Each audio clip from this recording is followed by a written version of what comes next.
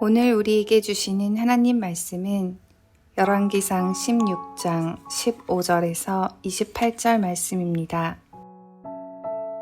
유다의 아사왕 제27년에 시므리가 디르사에서 7일 동안 왕이 되니라. 그때 백성들이 블레셋 사람에게 속한 기브돈을 향하여 진을 치고 있더니 진중 백성들이 시므리가 모반하여 왕을 죽였다는 말을 들은지라. 그날에 이스라엘의 무리가 진에서 군대 지휘관 오므리를 이스라엘의 왕으로 삼음에 오므리가 이에 이스라엘의 무리를 거느리고 기브돈에서부터 올라와서 디르사를 애워쌌더라. 시므리가 성읍이 함락됨을 보고 왕궁 요새에 들어가서 왕궁에 불을 지르고 그 가운데에서 죽었으니 이는 그가 여호와 보시기에 악을 행하여 범죄하였기 때문이니라. 그가 여로보암의 길로 행하며 그가 이스라엘에게 죄를 범하게 한 그 죄 중에 행하였더라. 시므리의 남은 행위와 그가 반역한 일은 이스라엘 왕 역대지략에 기록되지 아니하였느냐. 그때에 이스라엘 백성이 둘로 나뉘어 그 절반은 기낫의 아들 디브니를 따라 그를 왕으로 삼으려 하고 그 절반은 오므리를 따랐더니 오므리를 따른 백성이 기낫의 아들 디브니를 따른 백성을 이긴지라. 디브니가 죽음에 오므리가 왕이 되니라. 유다의 아사왕 제31년에 오므리가 이스라엘의 왕이 되어 12년 동안 왕위에 있으며 디르사에서 6년 동안 다스리니라. 그가 은 2달란트로 세멜렉에서 사마리아 산을 사고 그 산 위에 성읍을 건축하고 그 건축한 성읍 이름을 그 산 주인이었던 세멜의 이름을 따라 사마리아라 일컬었더라. 오므리가 여호와 보시기에 악을 행하되 그 전에 모든 사람보다 더욱 악하게 행하여 느밧의 아들 여로보암의 모든 길로 행하며 그가 이스라엘에게 죄를 범하게 한 그 죄 중에 행하여 그들의 헛된 것들로 이스라엘의 하나님 여호와를 노하시게 하였더라. 오므리가 행한 그 남은 사적과 그가 부린 권세는 이스라엘 왕 역대지략에 기록되지 아니하였느냐. 오므리가 그의 조상들과 함께 잠에 사마리아에 장사되고 그의 아들 아합이 대신하여 왕이 되니라.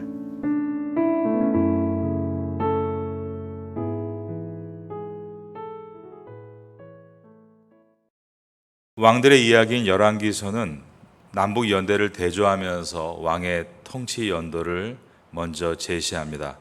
오늘 본문의 첫 절인 열왕기상 16장 15절을 보겠습니다. 유다의 아사왕 제27년에 시므리가 디르사에서 7일 동안 왕이 되니라 라고 되어 있습니다. 적으로 있는 남유다의 아사왕이 왕으로 다스린 지 27년 차가 됐을 때 북이스라엘의 4대 왕으로 2년 동안 다스리고 있었던 엘라를 시므리란 자가 살해하고 왕위를 차지하려 한 것입니다. 이 시므리는 북이스라엘의 전투력의 절반을 통솔하고 있는 장군이었습니다. 위에 있는 16장 9절과 10절을 보겠습니다.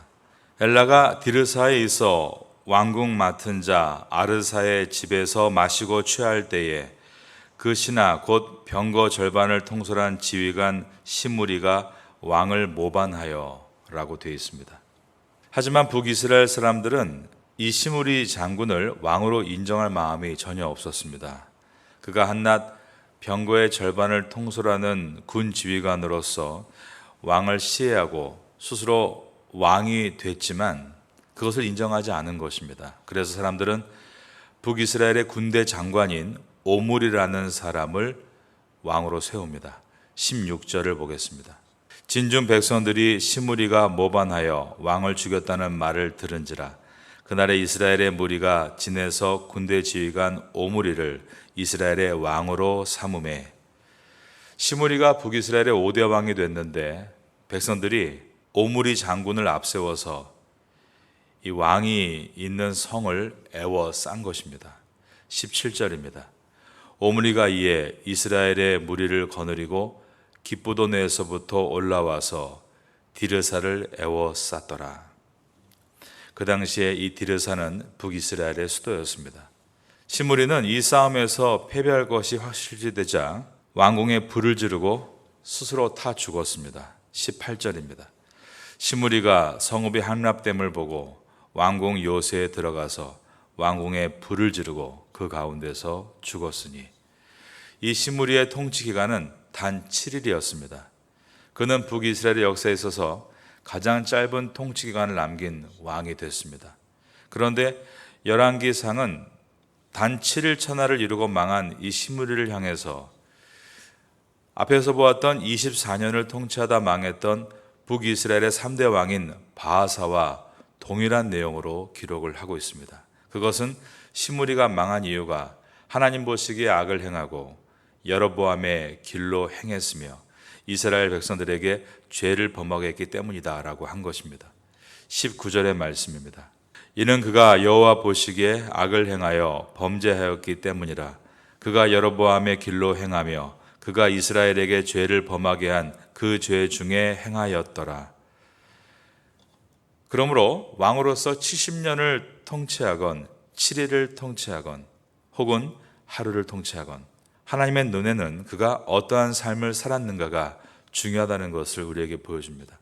우리 인생도 마찬가지입니다. 우리가 태국에 50년을 살건 10년을 살건, 아니 단 한 달을 살건 하나님 앞에서 어떠한 모습인가가 그 다음에 우리의 인생을 결정하는 것입니다.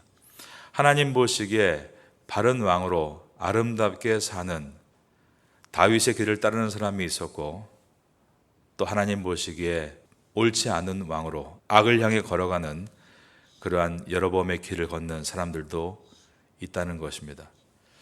우리는 이 태국에서 오늘도 하루를 은혜로 받았습니다.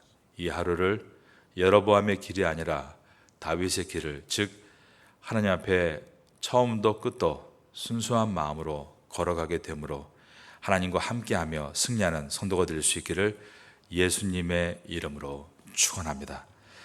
시므리가 바하사의 아들 엘라 왕을 죽인 것은 하나님께서 여로보암의 길로 행하며 악을 일삼고 이스라엘 백성들을 범죄하게 만든 바하사의 가문을 심판하기 위해서였습니다. 그러니까 시므리는 분명히 하나님의 심판의 도구로 사용된 것입니다. 시므리가 엘라 왕을 모반하고 죽인 것에 대해서는 역사적으로는 여러 가지의 평가를 내릴 수 있습니다. 우리가 신앙적으로 보면 하나님의 심판의 도구로 사용된 것입니다. 그런데 그 당시에 또 역사적으로 볼 때는 군 병거를 책임지는 일개 육군 투스타가 반역을 일으킨 것과 같습니다. 이것에 대해서 사람들이 폴스타에게 저것은 하극상이다라고 하면서 폴스타가 가서 진압하고 그를 왕위에서 끌어내려야 한다라고 해서 이제 오므리가 이 시므리를 죽이게 되는 것입니다. 그러나 오늘 성경은 그러한 어떤 인간적인 역사적인 이야기를 하고 있지 않습니다. 시므리가 멸망한 이유는 그런 인간적인 문제 때문이 원인이 아니라고 말씀하고 있는 것입니다. 시므리가 단 7일 동안의 왕좌에 있을 동안 그가 죄악의 길을 걸어간 그의 삶을 통해서 그의 결과가 얻어지고 있다라고 말하고 있습니다. 여러분, 우리는 늘 시간에 쫓기며 삽니다. 그리고 시간 안에 갇혀 삽니다. 그러나 하나님은 시간을 창조하시고 시간을 인도하시는 분이십니다. 우리가 이번 한 주간 동안 어떻게 사느냐가 중요한 것이지 어떠한 결과를 내느냐가 중요한 것은 아닙니다. 왜냐하면 우리의 모든 결과는 주님의 주권 안에 있기 때문입니다. 여러분들은 한 주간 동안 살아갈 때 시므리와 같이 자기의 욕심을 따라 여로보암의 길을 따라 주변의 사람들에게 죄짓게 만드는 인생이 아니라 모든 사람들에게 주님의 복음이 무엇인가를 보여주고 공동체를 은혜로 만들 수 있다면 하나님은 여러분에게 놀라운 미래를 준비해 주실 것입니다. 우리는 하나님 앞에 모두가 쓰임받기를 위해 기도하고 있습니다. 그럴 때 중요한 것은 하나님 보시기에 악한 모습으로 악하게 쓰임받는 것이 아니라 하나님 보시기에 선한 모습으로 아름답게 쓰임받는 것입니다. 우리는 하나님께 부자로 쓰임받을 수 있습니다. 하나님께 유명 인사로 쓰임 받을 수도 있습니다.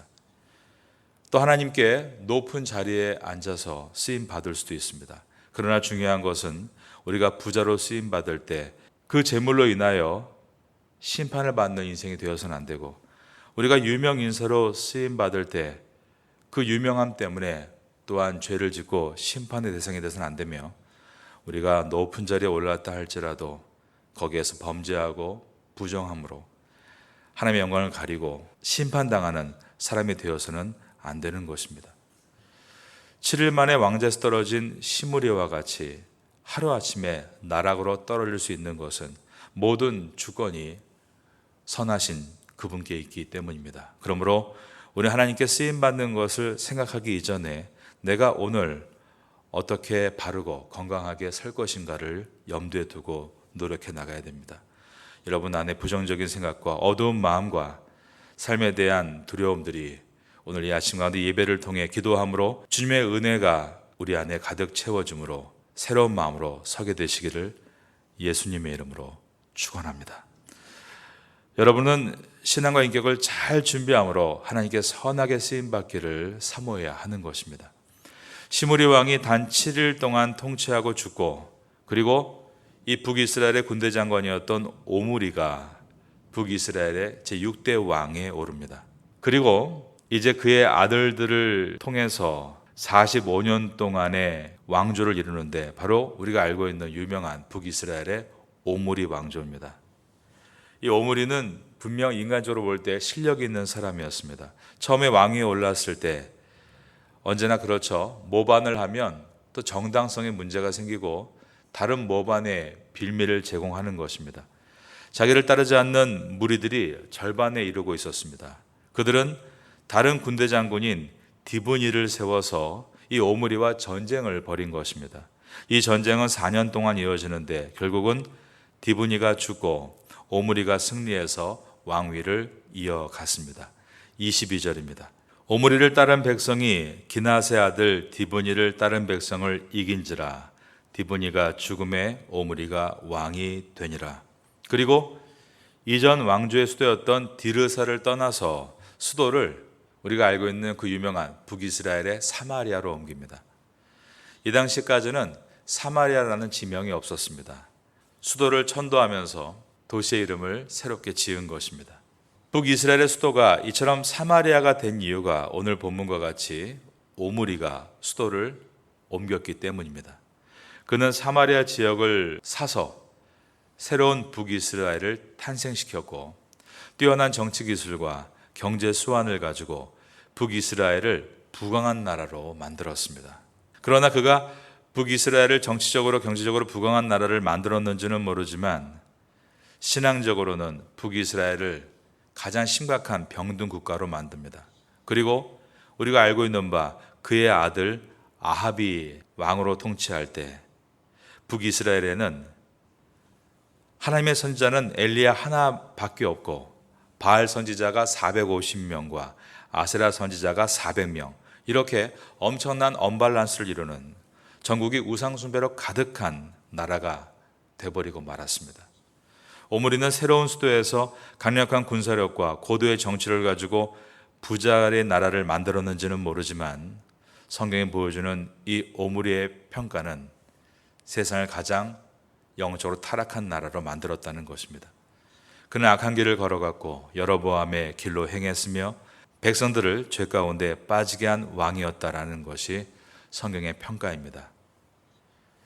25절을 보겠습니다. 25절에 보니까 그 전에 모든 사람보다 더욱 오므리가 악을 행했다라고 되어 있습니다. 오므리가 여호와 보시기에 악을 행하되 그 전에 모든 사람보다 더욱 악하게 행하여. 26절에는 그에 대한 평가입니다. 그런데 여러분 한번 26절을 보십시오. 항상 평가의 내용이 세 가지죠.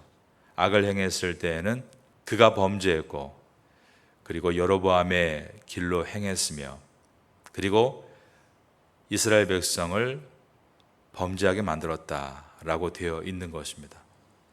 이것이 그 유명했던 북이스라엘의 수도를 예루살렘으로 정했던 오므리에 대한 성경의 평가입니다.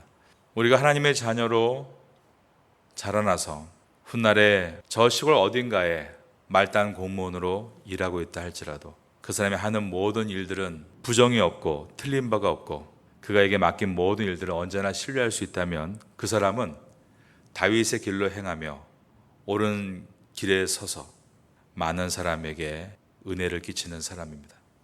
그러나 한 지역의 가장 높은 건자에 오르고 떵떵거리며 많은 사람의 부러움을 산다 할지라도 그가 죄의 길을 걷고 많은 사람을 죄 가운데 빠지게 만든다면 그는 하나님의 심판을 받을 대상일 수밖에 없다라는 것입니다.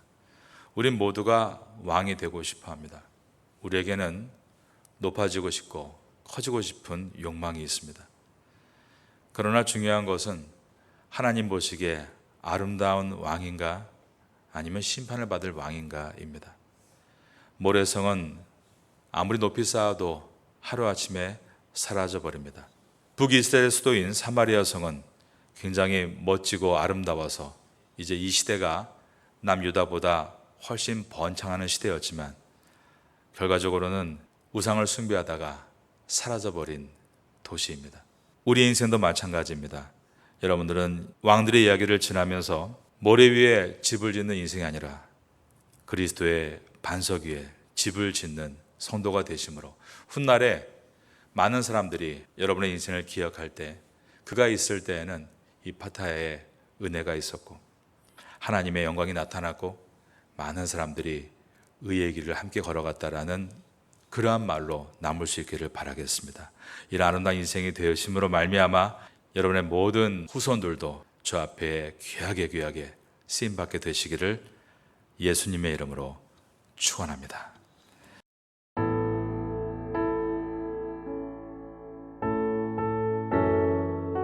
지금은 함께 기도하는 시간입니다.